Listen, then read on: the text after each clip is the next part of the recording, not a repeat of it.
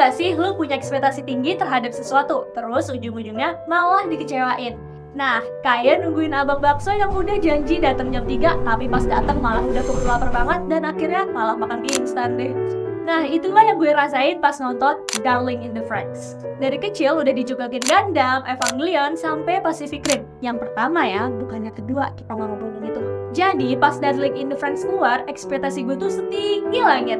Apalagi awalnya kelihatan menjanjikan. Dunia post-apokaliptik, robot-robot keren, dan tentunya pilot-pilot dengan gaya ya yang unik. Tapi ya gitu, harapan gak selalu sejalan dengan kenyataan.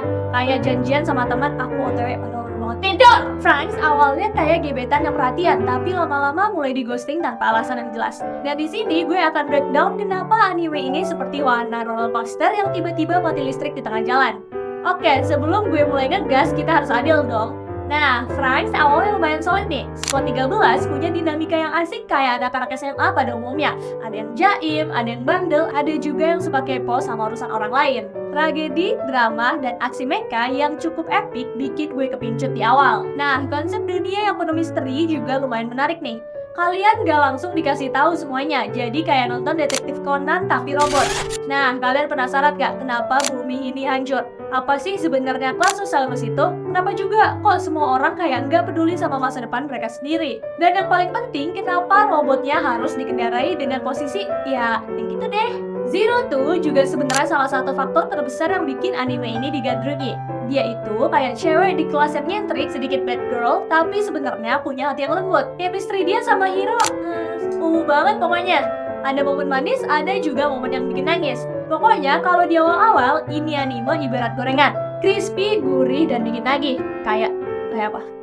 Tapi kok lama-lama ya aneh ya. Nah, masuk ke pertengahan, mulai terasa ada yang gak beres nih. Dunia yang awalnya penuh misteri malah dikasih tahu semuanya dalam satu episode, kayak dosen yang ngejar target silabus. Ternyata semua cuma tentang alien yang pengen nguasain bumi. Dan Clasosaurus itu dulunya manusia. Kok jadi kayak Evangelion versi diskon ya? Dan yang bikin lebih aneh, kenapa tiba-tiba harus keluar angkasa? Padahal tadinya kita cuma ngurusin masalah remaja galau dan robot cewek berkulit sintetis. Rasanya kayak lagi asik nonton drama sekolah, tiba-tiba muncul alien dan ngajak perang. Karakter-karakter yang awalnya punya perkembangan menarik juga kayak tiba-tiba, ya udahlah, Hiro dan Zero tuh udah bahagia, terus karakter lain pada diem aja kayak figuran. Ichigo yang dulunya sering bikin drama malah jadi kayak admin grup yang udah capek ngurusin member. Dan pasangan Mitsuru Kokoro, tiba-tiba jadi expert soal parenting setelah 2 episode doang. Logikanya mana logika? Franxx tuh ibarat kue tart ulang tahun yang cantik di luar tapi pas dipotong dalamnya kosong. Apakah jelek? Nggak sepenuhnya. Tapi apakah sesuai ekspektasi? Ya nggak juga. Kalau kalian suka romance yang cheesy atau mecha yang cuma buat fun, ini masih bisa dinikmati.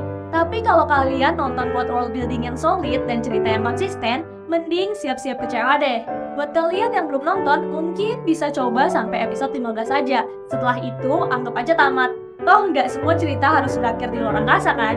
Dan buat para pecinta mecha yang masih setia, mari kita berharap ada studio lain yang bisa bikin anime yang lebih solid daripada sekedar mecha robot yang jualan waifu. Jadi, seperti hidup, Darling in the Franxx mengajarkan kita kadang ekspektasi gak sesuai kenyataan.